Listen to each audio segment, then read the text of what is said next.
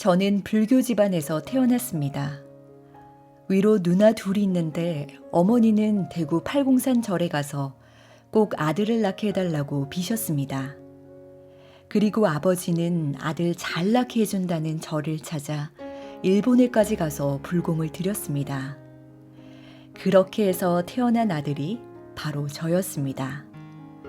저는 자연스럽게 불교를 믿으며 유치원, 초등학교 시절을 보냈습니다. 그러다가 불교 중학교에 입학하게 되었습니다.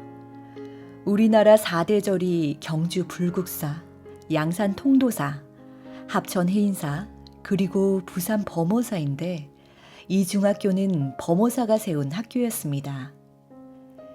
중학교에 입학할 때는 운 좋게도 반평성 배치고사를 아주 잘 봐서 1등을 했습니다. 저는 입학식 날 모든 학생과 선생님, 부모님들 앞에서 대표로 선서를 했습니다.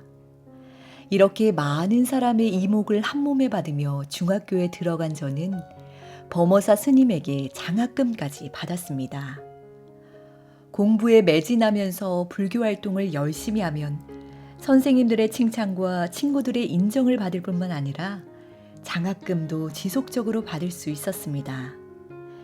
그래서 저는 중학교에 입학하자마자 본격적인 불교 활동을 시작했습니다.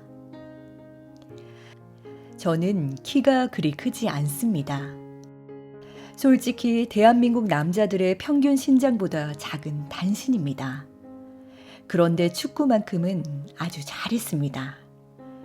100m를 12초에 뛰는 빠른 발을 이용해서 공을 툭 차며 거뜬히 골을 넣자 축구부의 러브콜을 받았고 얼마 안 가서 주장의 자리까지 꿰차게 되었습니다. 공부도 잘하고 축구도 잘하니 아이들 사이에서 인기가 하늘을 찌를 듯 했습니다.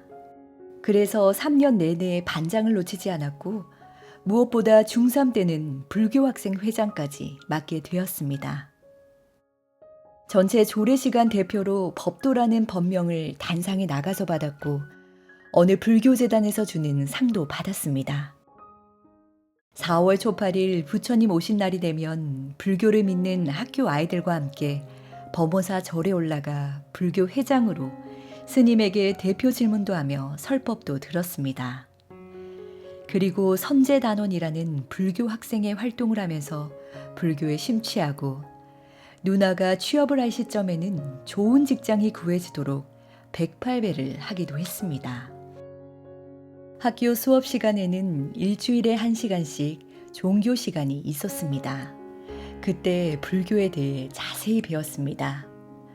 부처의 탄생과 죽음, 열반의 경지에 오르게 된 과정 등에 대해 가르침을 받았습니다. 종교 시간에는 제가 대표로 목탁을 쳤습니다. 저의 목탁 소리를 들으며 반 아이들은 모두 교실 한쪽 벽에 걸려있는 부처의 사진을 보고 합장하며 절을 올렸습니다.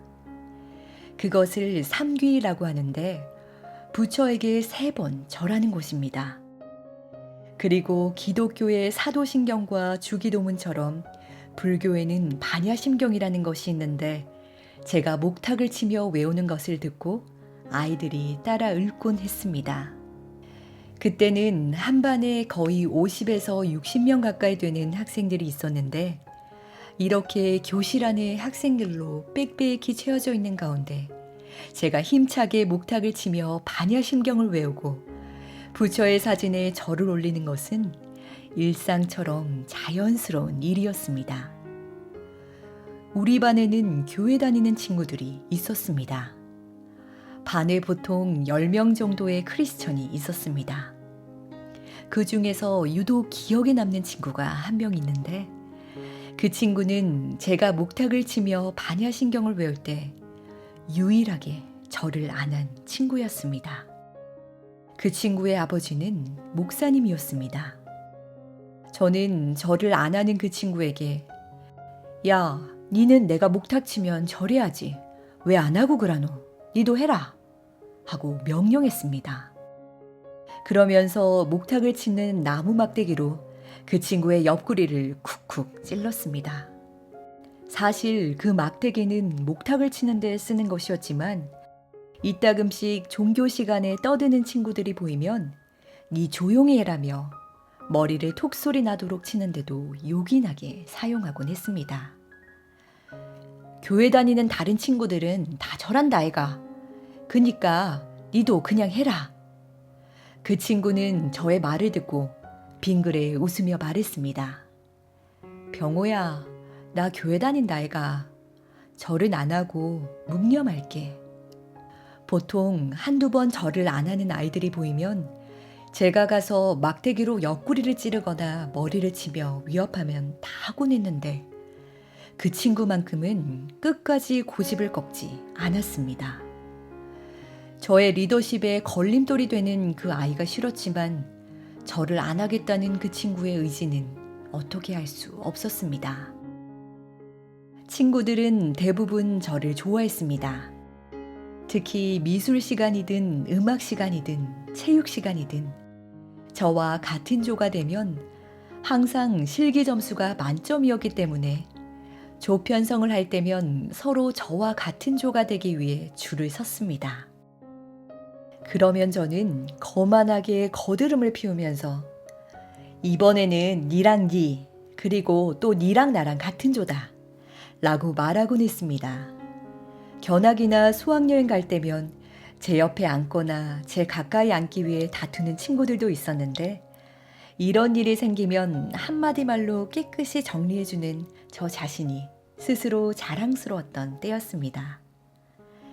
저는 학원도 공짜로 다녔습니다. 정확하게 말하면 돈을 받으면서 학원을 다녔습니다. 제가 어느 학원을 가게 되면 제 성적이 플랜카드에 자주 붙었고 그 덕분에 많은 학생이 그 학원에 몰렸기 때문에 항상 학원가에서 저를 환영해 주었습니다. 저를 좋아하거나 저를 따라 학원에 오거나 저와 어울리는 아이들 중에는 교회 다니는 친구들도 있었습니다. 아니, 많았습니다. 적게 잡아도 100명은 넘었습니다.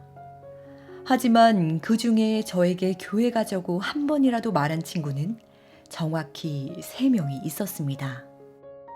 저는 교회 가자는 제 친구들의 말을 못 들은 척 했지만 한 친구에게는 아주 못되게 굴기도 했습니다.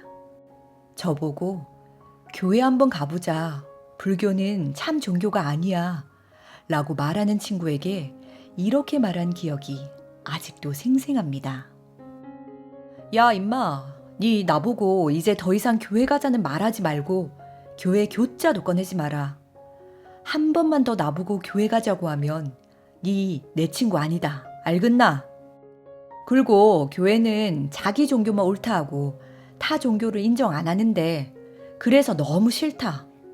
이렇게 말했는데도 니 또 내한테 교회 얘기 꺼내면 니 싫어할 거다. 조용해라. 그런데 저는 제 인생에서 교회 교자를 수도 없이 이야기할 날이 점점 다가오고 있음을 전혀 모르고 있었습니다.